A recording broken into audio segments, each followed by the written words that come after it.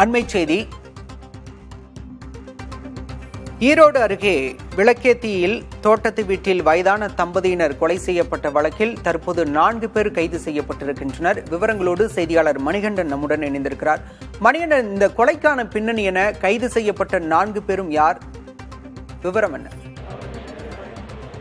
விக்னேஸ்வரன், தமிழகத்தையே உலுக்கியிருக்கக்கூடிய தோட்டத்து வீடுகளில் இருக்கக்கூடிய வயதானவர்கள் தம்பதியினர் கொலை செய்யப்பட்டு அவரிடமிருந்து நகை பறிப்பு சம்பவத்தில் ஈடுபட்டு வந்த கும்பலை ஈரோடு காவல்துறையினர் நேற்று முழு விசாரணைக்கு பிறகு நேற்று நள்ளிரவு கைது செய்யப்பட்டிருக்கிறார். குறிப்பாக சிவகிரியை எடுத்திருக்கக்கூடிய விளக்கேத்தியில் வயதான தம்பதியினர் ராசம்மாள், ராமசாமி, பாக்கியம்மாள் ஆகிய தம்பதியினர் கடந்த மே 1ஆம் தேதி அவரது தோட்டத்து வீட்டில் தனியாக இருக்கும்போது கொலை செய்யப்பட்டு அவர்களின் நகைகள் மற்றும் பணங்கள் கொள்ளையடிக்கப்பட்டது.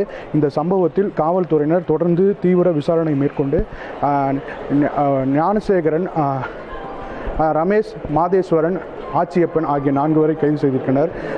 மூவர், அதாவது நேற்று இரவு வரை மாதேஸ்வரன், ரமேஷ், ஆச்சியப்பன் ஆகிய 3 வரிடம் தொடர் விசாரணைக்கு பிறகு ஞானசேகரன் என்பவரை நேற்று நள்ளிரவு கைது செய்து தற்போது மருத்துவ பரிசோதனைக்கு அழைத்து வந்திருக்கின்றனர்.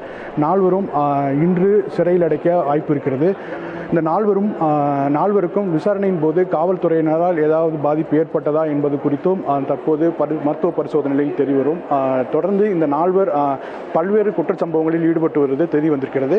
மொத்தம் 19 குற்றச்சம்பவங்களில் ஈடுபட்டிருப்பது காவல்துறையினர் தற்போது விசாரணையில் தெரிய வந்திருக்கிறது. முக்கியமாக பல்லடம் சேமலை கவுண்டன்பாளையத்தில் இருக்கக்கூடிய 3 கொலை சம்பவத்திலும் இந்த 3 என்பது தொடர்பு இருப்பது என்பது தெரிய வந்திருக்கிறது. இவர்கள் தேங்காய் பறிக்கும் தொழிலில் ஈடுபடும் நிலையில் அவர்கள் ஒவ்வொரு தோட்டத்து வீட்டுக்கும் தேங்காய் பறிக்கும் தொழிலுக்கு சென்று பின்னர் அங்கு தன் தோட்டத்து வீட்டில் தனியாக வசித்து வரும் தம்பதியினரை குறிவைத்து பின்னர் அந்த கொலை சம்பவத்தில் ஈடுபடுவது தற்போது தெரிய வந்திருக்கிறது. இவர்களிடமிருந்து நகைகள், கொள்ளை சம்பவத்தின் போது அங்கிருந்து எடுத்து செல்லப்பட்ட செல்போன் ஆகியவற்றை பறிமுதல் செய்யப்பட்டிருக்கிறது. தற்போது வரை 3 மட்டுமே நேற்று இரவு வரை கைது செய்யப்பட்டிருந்த நிலையில் 3 நடத்தப்பட்ட விசாரணையின் அடிப்படையில் தற்போது ஞானசேகரன் என்பவரும் புதிதாக கைது செய்யப்பட்டிருக்கிறது அதிர்ச்சி ஏற்படுத்தியிருக்கிறது. பாலசுப்ரமணியம்.